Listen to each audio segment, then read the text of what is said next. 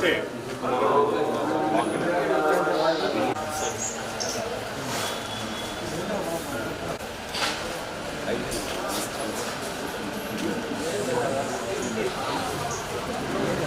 మహాగణాధిపతి నమః. ఈరోజు కాణిపాక వరసిద్ధి వినాయక స్వామి శాకంబరి ఉత్సవాలని అత్యంత వైభవంగా ఘనంగా నిర్వహించడం జరిగింది. ప్రతి సంవత్సరం కూడా ఆషాఢ మాసం ఆషాఢ పౌర్ణమి గురు పౌర్ణమి రోజున ఈ ఉత్సవాన్ని నిర్వహించడం ఒక సత్సంప్రదాయంగా కొనసాగుతుంది.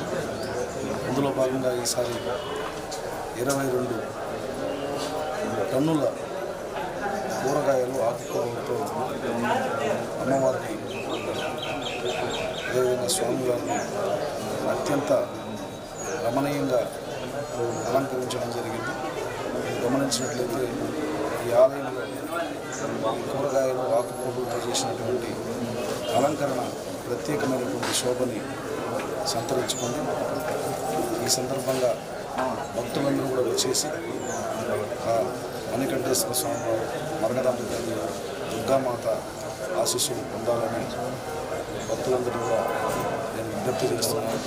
చుట్టుపక్కల గ్రామాల్లో ఉన్నటువంటి ఈరోజు అద్భుతమైనటువంటి అలంకరణను చూసి తరించమని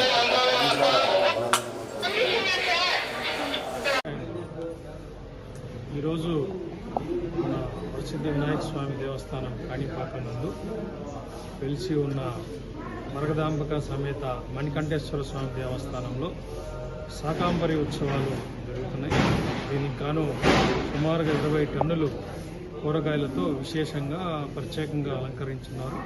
ఇలా ఈ శివాలయమే కాకుండా మన విఘ్నేశ్వర ఆలయంలో కూడా చాలా విశేషంగా ఈ కూరగాయలతో చక్కగా అలంకరించాము.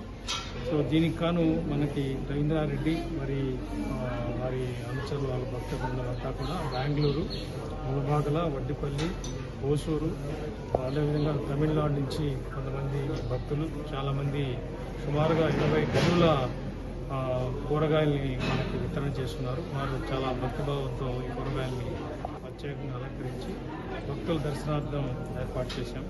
చాలామంది వేలాది మంది భక్తులు ఈరోజు వినాయకుడిని అదేవిధంగా శివుడిని మరదాంబకని దుర్గాదేవిని అందరినీ కూడా దర్శించుకొని వారి యొక్క అనుగ్రహాన్ని పొందుతున్నారు. చాలా చక్కగా ఏర్పాటు చేసిన కార్యక్రమాన్ని ముఖ్యంగా ఈ వితరణ చేసినటువంటి దాతలకి ప్రత్యేకంగా కృతజ్ఞతలు తెలియజేస్తున్నారు.